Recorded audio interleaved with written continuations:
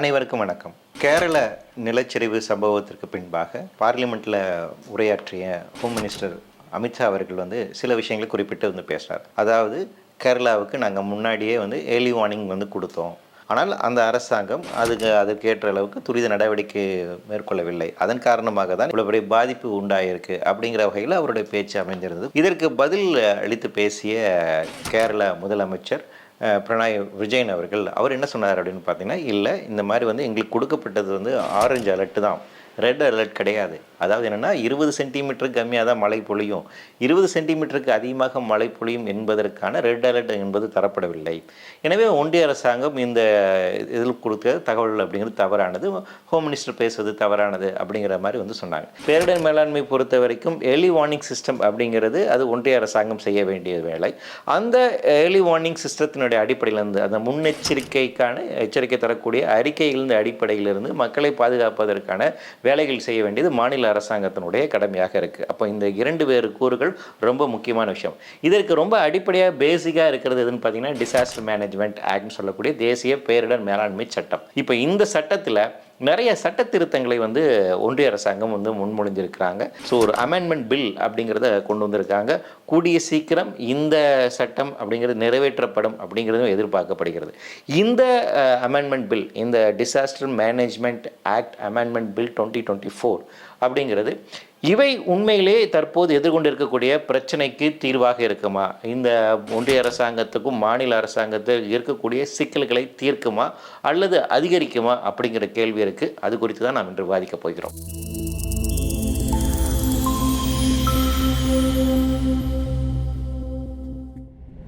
நண்பர்களே, கேரள வெள்ளம் அப்படிங்கிறது நம்ம இப்போ அந்த நிலச்சரிவை நம்ம பார்த்துருப்போம். அது ஒரு மிகப்பெரிய ஒரு மனித பேரிடர் அப்படிங்கிறது, நிறைய உயிர் நமக்கு போயிருக்கு.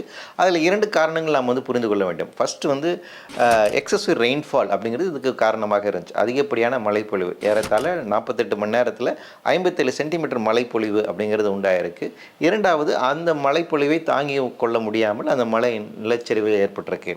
ஸோ அந்த மண்ணுடைய இயல்புத்தன்மை மாறி இருக்கு. இந்த எக்கோசிஸ்டம் சேஞ்ச் அப்படின்னு நடந்திருக்கு. எக்ஸசிவ் ரெயின்ஃபால் அப்படிங்கிறது காலநிலை மாற்றத்தின் காரணமாக நிகழக்கூடிய ஒரு விஷயமாக இருக்குது. அது எல்லாருமே சொல்கிறாங்க. இந்த நிலச்சரிவுக்கு இன்னொரு முக்கியமான காரணம் அறிவியலுக்கு புறம்பாக இருக்கக்கூடிய வளர்ச்சி அப்படிங்கிறத சொல்கிறோம். ஸோ இந்த 2 தான் காரணம். அப்போ இந்த 2ஐயும் சீர் செய்யாமல் எதிர்காலத்தில் இப்படியான பிரச்சனைகளை தடுக்க முடியாது அப்படிங்கிறது நமக்கு நல்லாவே தெரியுது.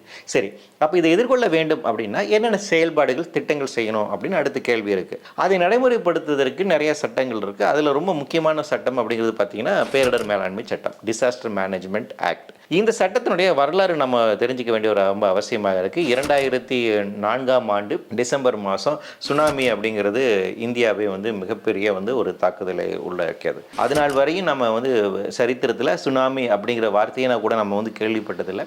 ஆனால் அந்த ஒரு மிகப்பெரிய ஒரு பாதிப்பை நம்ம சந்தித்தோம். நிறைய மக்கள் இழந்தோம், உயிரிழப்பு ரொம்ப பெரிய ஒரு கொடூரமான ஒரு நிகழ்வாக இருந்தது. இந்த மாதிரி பேரிடரை எதிர்கொள்வதற்கும் இந்த இயற்கை சீற்றங்களை அதிலிருந்து மக்களை பாதுகாப்பதற்கும் நம்முடைய அரசு கட்டமைப்புகள், நம்மளுடைய அதிகார அமைப்புகள் எந்த அளவுக்கு தயாரிப்போடு இருக்கிறாங்கன்னு ஒரு கேள்வி இருக்குது. அதுக்கு போதுமானதாக இல்லைன்னு தெரிய வந்ததுனால இந்த சட்டம் கொண்டு வரப்பட்டது 2005ஆம் ஆண்டு. இந்த டிசாஸ்டர் மேனேஜ்மெண்ட் ஆக்ட் பார்த்தீங்கன்னா ஒரு 3 அடுக்காக செயல்படுகின்றது. நேஷனல் டிசாஸ்டர் மேனேஜ்மெண்ட் அத்தாரிட்டி அப்படின்னு இருக்காங்க.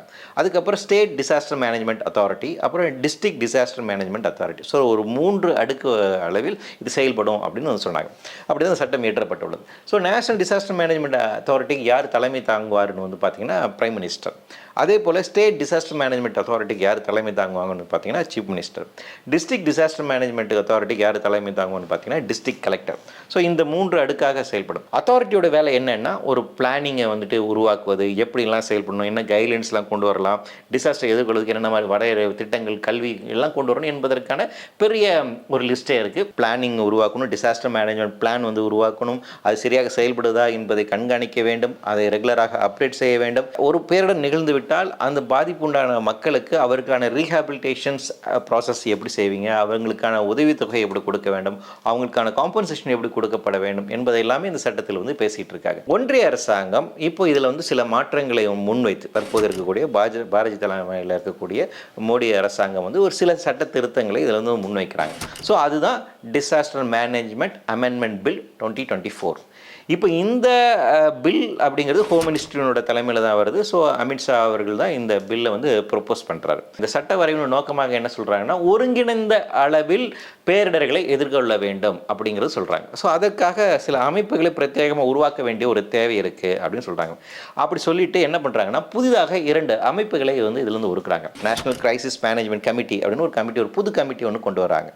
அதே போல் வந்து ஒரு ஹை லெவல் கமிட்டி அப்படின்னு கொண்டு வராங்க. ஸோ 2 புதிய அமைப்புகள் உருவாக்குறாங்க. இந்த புதிய அமைப்புகளை பொறுத்த வரைக்கும் இவங்களுடைய என்டையர் பவர்ஸ் என்ன அப்படிங்கிறத வந்து அதிகமாக டிஃபைன் பண்ணல. ஸோ இதில் இருக்கக்கூடிய இந்த சட்ட வரைவில் இருக்கக்கூடிய மிகப்பெரிய வந்து ஒரு பிரச்சனை அல்லது சிக்கலாக நம்ம பார்க்கணும் அப்படின்னா, இந்த கமிட்டியினுடைய செயல்பாடுகள் அப்படிங்கிறது பின்னாடி நோட்டிஃபை பண்ணுவோம், அதுக்கான அதிகாரம் ஒன்றிய அரசாங்கத்துக்கு இருக்குன்னு சொல்லிடுறாங்க. அப்போ இந்த சட்டத்தை மீறி கூடுதலான அதிகாரத்தை அவர்களுக்கு வழங்குவதற்கான வாய்ப்பு இருக்குது எதிர்காலத்தில். இது ரொம்ப நாம் அறுதிட்டு புரிந்து கொள்ள வேண்டியது. ஸோ இந்த நேஷனல் கிரைசிஸ் மேனேஜ்மெண்ட் கமிட்டி அப்படிங்கிறது பார்த்தீங்கன்னா ஒரு கேபினெட் செக்ரட்டரி லெவலில் இருக்கக்கூடிய அதிகாரியினுடைய தலைமையில் இருக்கும். இவங்க தான் இனிமேல் பிளான்ஸை ப்ரிப்பேர் பண்ண போகிறாங்க. நேஷனல் டிசாஸ்டர் மேனேஜ்மெண்ட் கைட்லைன்ஸ், தேசிய அளவில் பேரிடர் மேலாண்மைக்கான சட்ட விதிகளை இனிமேல் இவங்க தான் வகுக்க போகிறாங்க. அவர்கள் என்ன வகுத்து தருகிறார்களோ அதைத்தான் ஒவ்வொரு மாநில அரசாங்கங்களும் ஒவ்வொரு மாவட்ட அமைப்புகளும் மேற்கொள்ள வேண்டும் அப்படிங்கிறது இதில் மாற்றி அமைக்கப்படுது. ஃபார் எக்ஸாம்பிள், இப்போ கேரளா நிலச்சரி மாதிரி ஒரு சம்பவம் ஏற்படுகின்ற போது டெல்லியில் இருக்கக்கூடிய அந்த கிரைசிஸ் மேனேஜ்மெண்ட் அத்தாரிட்டி வந்து லோக்கல் அத்தாரிட்டிஸ் டைரெக்டாக வந்து அவங்க சில உத்தரவுகள் பிறப்பிக்கலாம், சில ஆலோசனைகளை வழங்கலாம், சில செயல்பாடுகளை செய்யலாம் அப்படின்னு ஆர்டர் பண்ணலாம். ஸோ ஸ்டேட் அத்தாரிட்டிக்கு இருக்கக்கூடிய தனியான பவர்ஸ் இருக்குங்களா, அதெல்லாம் கொஞ்சம் கொஞ்சமாக குறைக்கிறாங்க. குறிப்பாக அவர்களுக்கு அதிகாரம் வழங்கியிருக்கக்கூடிய நிறைய செக்ஷன்ஸை வந்துட்டு ஒமிட் பண்ணுறாங்க. திட்டம் தீட்டுவதற்கான அதிகாரத்தை அவர்கள் நீக்கி விடுகிறார்கள். அதே போல் ஒரு பேரிடர் மேலாண்மை திட்டத்தை வரைவு செய்வதற்கான அதை பிளானிங்கை வந்து எக்ஸிக்யூட் பண்ணுவதற்கான அந்த பவர்ஸை வந்து எடுக்கிறாங்க. எடுத்துகிட்டு என்ன பண்ணால் கோஆர்டினேட் பண்ணக்கூடிய பவர்ஸ் மட்டும் தான் இனிமேல் ஸ்டேட் அத்தாரிட்டிக்கு இருக்கும் அப்படின்னு சொல்கிறாங்க. அதாவது முன்னாடி வந்து ஷால் ப்ரிப்பேர் அப்படிங்கிற வார்த்தை பயன்படுத்திட்டு இருந்துச்சு, அதை எடுத்துகிட்டு ஷால் கோஆர்டினேட் அப்படிங்கிற வார்த்தையை வந்து இன்சர்ட் பண்ணுறாங்க. அப்போ என்னென்னா, இந்த மாநில அரசாங்கம் தன்னுடைய மாநிலத்தில் இருக்கக்கூடிய பேரிடரை எதிர்கொள்வதற்கான ஒரு திட்டத்தை வடிவமைக்கும் அதிகாரம் என்பது அவர்களிடமிருந்து பறிக்கப்படுகிறது. அதை பறிச்சுட்டு என்ன சொல்கிறாங்கன்னா, நீங்கள் கோஆர்டினேட் பண்ணணுங்கிறாங்க. கோஆர்டினேட் பண்ணணும் அப்படிங்கும்போது இப்போ இந்த இடத்துல ஒரு லாயராக இருந்து பேசும்போது என்ன தெரியுதுன்னா, இன்னும் அது எப்படி வேணால் நீங்கள் என்டர் பண்ணலாம். அப்போ கோஆர்டினேட் பண்ணும்போது என்ன, சென்ட்ரல் கவர்மெண்ட் அதாவது ஒன்றிய அரசாங்கம் அவங்க சில கைட்லைன்ஸ் தர்றாங்க அல்லது அவங்க சில விஷயங்கள் சொல்லுவாங்க, அதையும் சேர்த்து தான் நீங்கள் நடைமுறைப்படுத்த வேண்டும் அப்படிங்கிற மாதிரி ஆகுது. அப்போ மாநில அரசாங்கத்துக்கு இருக்கக்கூடிய தனிச்ச அதிகாரம் அப்படிங்கிறது இங்கே வந்து மீறப்படுகின்றது. அடுத்து இருக்கக்கூடிய இன்னொரு முக்கியமான விஷயம் என்ன, மாநில அரசாங்கத்துக்கு இருக்கக்கூடிய டிசாஸ்டர் மேனேஜ்மெண்ட்கான கல்வியை பரவலாக்குவது, அதை வழங்குவது என்பது அவங்களுடைய அதிகாரத்துக்கு உட்பட்டதாக இருக்குது. அதையுமே தூக்கிட்டாங்க. ஸோ டிசாஸ்டர் பேரிடர் மேலாண்மை சார்ந்திருக்கக்கூடிய கல்வியை வந்து இனிமேல் மாநில அரசாங்கம் முன்னெடுத்து செல்ல முடியாது. அடுத்து இருக்கக்கூடிய நான் முன்னாடி சொன்ன மாதிரி இந்த ஹை லெவல் கமிட்டி ஒரு புதுசாக ஒரு கமிட்டி கொண்டு வராங்க இல்லையா, இந்த கமிட்டி தான் இந்த சட்டத்தின் கீழாக இருக்கக்கூடிய நிதி பங்கீடு குறித்தான முடிவுகளை எடுக்கும் அப்படின்னு சொல்லியிருக்காங்க. அப்போ ஒரு கேரள நிலச்சரி வந்துருச்சு, அப்போ அந்த மாநிலத்துக்கு எவ்வளவு நாம வந்து நஷ்டீடு கொடுக்கணும், யாருக்கு எவ்வளவு வழங்கணும், எவ்வளவு பாதிப்பு உண்டாயிருக்கு என்பதை எல்லாம் கணக்கிட்டு அவர்கள் தான் அதை வந்து டிஸ்ட்ரிபியூட் பண்ணுவாங்க, அவங்க தான் முடிவு செய்வாங்க. அதுக்கான முழு அதிகாரம் அந்த கமிட்டிகிட்ட இருக்கு. சரி, அது பண்ணதுக்கு அப்புறம் அடுத்து இன்னும் என்ன சட்ட திருத்தங்கள் அப்படி கொண்டு வராங்கன்னு பார்த்தீங்கன்னா, இப்போ இந்த சட்டத்தில் தற்போது இருக்கக்கூடிய பேரிடர் மேலாண்மை சட்டத்தில் வந்து செக்ஷன் 12, செக்ஷன் 13 அண்ட் செக்ஷன் 19 இந்த 3 செக்ஷனுமே ரொம்ப முக்கியமானது. இது எதை பற்றி வந்து பேசுதுன்னா, ரிலீஃப்கான ஃபண்டை கொடுப்பதற்கு பற்றி. இப்போ ஒரு பேரிடர் நடந்து விட்டது, அப்போ உடனடியாக தேவைப்படுகின்ற ரிலீஃப்கான ஃபண்டு, இடைக்கால அளவிலான இருக்கக்கூடிய பாதிப்புகளை நீக்குவதற்கான நஷ்டஈடு கொடுப்பது, அதற்கான பாதிப்புகளை எதிர்கொள்வதற்கான நஷ்டஈடு, இடைக்கால உதவித்தொகை அப்படின்னு நம்ம வச்சுக்கலாம். இப்போ இந்த உதவித்தொகை வழங்குவதற்கான கைட்லைன்ஸ் அப்படிங்கிறது இந்த 3 சட்டப்பிரிவுகளுமே இருந்துச்சு. இப்போ இந்த 3 சட்டப்பிரிவுகளுமே தூக்கிட்டாங்க. ஸோ அப்போ இனிமேல் நம்ம இன்ட்ரீம் ரிலீஃப்னு கேட்க முடியாது. ஒரு பேரிடர் நடந்து விட்டுச்சு அப்படின்னா இப்போ அதுக்கு கடைசியாக நீங்கள் அசஸ் பண்ணி ஒன்றிய அரசாங்கம் 4 வருஷம் 3 வருஷம் டைம் பீரியட் எடுத்தோ இல்லை 6 மாதம் 8 மாதம் கழிச்சோ இவ்வளோ நஷ்டம் ஏற்பட்டிருக்கு அப்படின்னு நம்ம காசு கொடுக்கலாம். இப்போ 2015 மழை வெள்ள பாதிப்பு சொல்லி தமிழ்நாடு இவ்வளோ சொன்னாங்க, இவ்வளோ 1000 லட்சம் கோடி எங்களுக்கு வந்து பாதிப்புன்னு.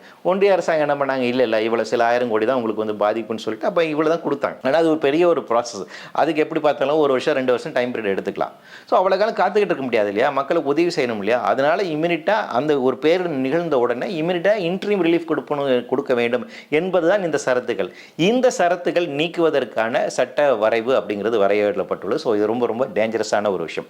அதே போல் ஒன்றிய அரசாங்கத்துக்கு என்னமோ தெரியல, ரிலீஃப் அண்ட் காம்பன்சேஷன் அப்படிங்கிற வார்த்தையை புரிக்கல. அடுத்து காம்பன்சேஷன் காம்பன்சேஷன் அப்படிங்கிற வார்த்தையுமே ஒமிட் பண்ணுறாங்க. ஸோ ரிலீஃப் அப்படிங்கிறதுமே இருக்காது, காம்பன்சேஷன் அப்படிங்கிறதுமே இருக்காது. அடுத்து இருக்கக்கூடிய இன்னொரு முக்கியமான ஆபத்து என்ன அப்படின்னு பார்த்தீங்கன்னா, மாநில அரசாங்கத்துக்கு தற்போது வரை இருக்கக்கூடிய இன்னொரு பவர் என்னன்னு பார்த்தீங்கன்னா, ரீஹாபிலிட்டேட் பாதிக்கப்பட்ட மக்களை அவர்களை மறுவாழ்வை உறுதி செய்வதற்கான நடவடிக்கை மேற்கொள்வதற்கான அதிகாரம் என்பது மாநில அரசாங்கத்துக்கு தற்போது வரைக்கும் இருக்குது.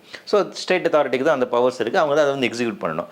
ஆனால் இந்த புதிய சட்ட திருத்தம் என்ன சொல்லுதுன்னா, அந்த ரீஹாபிலிட்டேஷன் அப்படிங்கிற வார்த்தையை எடுத்துட்டு ரிகவரி அப்படிங்கிற வார்த்தையை பயன்படுத்துகிறாங்க. இனிமேல் நீங்கள் வந்து ரீஹாபிலிட்டேஷன் மறுசீரமைப்பு அவர்களுக்கு செய்ய வேண்டும் அப்படிங்கிறதுல மறுகுடியமைப்பு என்பது உருவாக்கி கொடுக்கணுங்கிற தேவையில்லை, ரிகவரி தான்.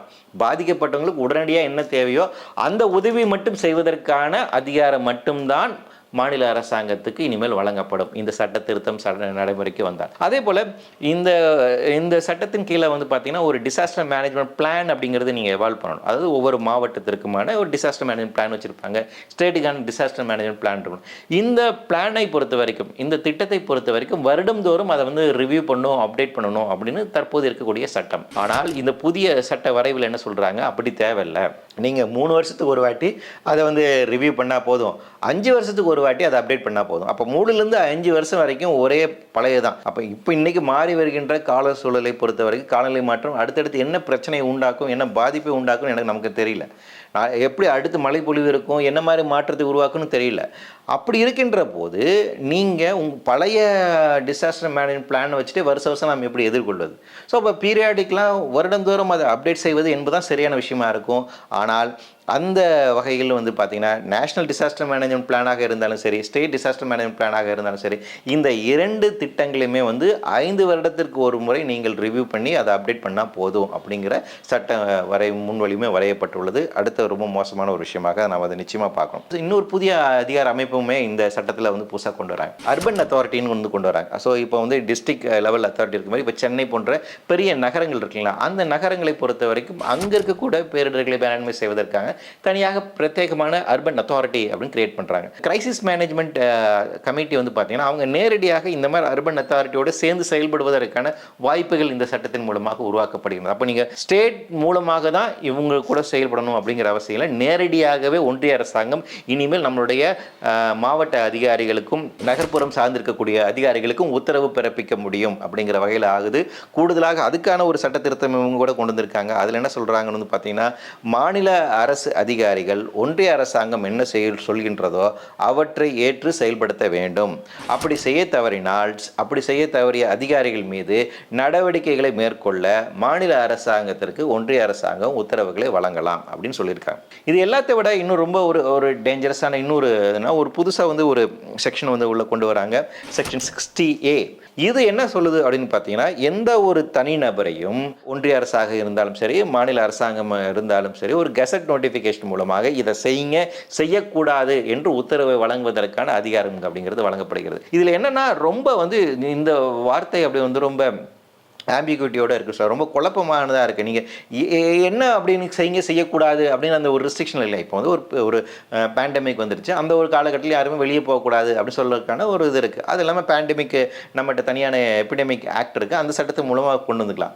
பேரிடர் மேலாண்மை பொறுத்த வரைக்கும் ஒரு பேர் நடந்த பகுதிக்கு வந்து யாரும் போகக்கூடாது, செயல்படுத்தக்கூடாது, தடுத்து நிறுத்தலாம் அப்படிங்கிறதுக்கான வரையறை எதை பண்ணுறாங்க அப்படின்னு நம்மளும் புரிந்து கொள்ள முடியுது. ஆனால் இந்த ப்ரொவிஷனுங்கிறது அப்படி இல்லை, ரொம்ப பிளைன் ரீடிங்காக they can ask any person to do something and not to do something அப்படிங்கிற மாதிரி இருக்குது. நீ இதை செய் அல்லது செய்யாத அப்படிங்கிற தான் இந்த ரொம்ப கொண்டு வந்திருக்காங்க. ஸோ இது ரொம்ப ஆபத்துக்குரிய. அப்போ ஃபார் எக்ஸாம்பிள் வந்து ஒரு யூடியூப் சேனல் அல்லது நியூஸ் மீடியா வந்துட்டு நீங்கள் பேரிடர் நடந்துக்கூட அந்த இடத்துல யாருமே போகக்கூடாது அப்படின்னு ஒரு பிளாங்கெட்டான ஆர்டர் வந்து போடலாம். ஏன்னா அது இந்த பேரிடரை எதிர்கொள்வதற்கு எங்களுக்கு தேவையான விஷயமாக அரசு கருதுகிறது அப்படின்னு சொன்னாலே வந்து போதும். ஸோ இது வந்து ரொம்ப ரொம்ப ஆபத்தாக இருக்கக்கூடிய ஒரு இது எந்த அளவுக்கு வேணால் மிஸ்யூஸ் பண்ணுவதற்கான வாய்ப்பு இருக்கக்கூடிய ஒரு ப்ரொவிஷனாக இருக்குது. ஓவராலாக இந்த சட்ட திருத்தங்களை வந்து பார்த்தோம் அப்படின்னா, இந்த எப்படி பழைய சட்டங்களில் வந்து ஒன்றிய அரசாங்கம் மாநில அரசாங்கத்தோடைய உரிமைகளை எடுத்துக்கொள்வதற்காக நிறைய சட்ட வரைவுகளை கொண்டு வந்தாங்களே, அதே போல தான் இந்த அமெண்ட்மெண்ட் பில்லையுமே வந்து பார்த்தீங்கன்னா மாநில அரசாங்கத்தினுடைய அதிகாரத்தை எடுத்துக்கொள்கின்ற வேலையை தான் ஒன்றிய அரசாங்கம் இந்த சட்ட பில்லையுமே வந்து முன்மொழிஞ்சிருக்காங்க. கூடுதலாக புதிய அதிகார அமைப்புகளை கொண்டு வருவதன் மூலமாக நிதி பங்கீடு என்பதையுமே முழுக்கமாக அவங்க கையில் வந்து எடுத்துக்கிறாங்க. அதுக்கான அமைப்புகளுமே வந்து கொடுத்துருக்காங்க. ஸோ இந்த வகையில் பார்க்கும்போது எதிர்காலத்தில் காலநிலை மாற்றம் மிகப்பெரிய ஒரு பிரச்சனையாக இருக்க போது. அப்போ அதை எதிர்கொள்ளுக்கு நாம் என்ன செய்ய போகிறோன்னு எக்ஸ்ட்ரீம் கிளைமேட்டிக் ஈவெண்ட்ஸ் அப்படிங்கிற வார்த்தையை வந்து இந்த புதிய அமெண்ட்மெண்ட் பில்லில் சேர்த்துருக்காங்க. எக்ஸ்பெக்டட் டிசாஸ்டர்ஸ், நாம் எதிர்காலத்தில் வர கூடிய அனுமானிக்கக்கூடிய பேரிடர் எப்படி எதிர்கொள்ள போகிறோம், அதுக்கு நடவடிக்கை மேற்கொள்ள வேண்டும் அப்படிங்கிற வார்த்தை எல்லாமே பயன்படுத்தப்பட்டிருக்கு. ஆனால் நடைமுறையில் இது செய்வதற்கு எந்த அளவுக்கு நீங்கள் பஞ்சாயத்துகளையும் உள்ளாட்சி அமைப்புகளையும் மாவட்ட அதிகார அமைப்புகளையும் மாநில அரசாங்கங்களையும் நீங்கள் இன்னும் மேலும் அவங்களை வந்து ஒரு கெப்பாசிட்டி பில்ட் பண்ணி அவங்களை எப்படி நீங்கள் ஒருங்கிணைத்து அவர்களை எப்படி மேம்படுத்துவதன் மூலமாக மக்களை பாதுகாப்பதற்கான புதிய சட்ட வரவு அப்படிங்கிறது சரியான விஷயமா இருக்கும். ஆனால் அதற்கு முற்றிலும் மாறாக முழுக்க முழுக்க அதிகாரங்களை ஒன்றிய அரசாங்கத்திடம் குவிக்கக்கூடிய அளவில் தான் இந்த புதிய சட்ட வரைவு அப்படிங்கிறது கொண்டு வரப்பட்டுள்ளது. எனவே இதை எல்லா மாநில அரசாங்கங்களும் கண்டிப்பாக இது குறித்தான ஆலோசனை நடத்தி இதை எதிர்ப்பதற்கான ஒரு முடிவை எடுக்க வேண்டும் அப்படிங்கிறது எங்களுடைய கோரிக்கையாக இருக்குது. மக்களாகிய நாமும் இது குறித்தான விவாதங்களை மேற்கொண்டு இதற்கான கருத்துக்களை பதிவு செய்ய வேண்டியது இன்றைய காலத்தின் தேவையாக இருக்கிறது. நன்றி.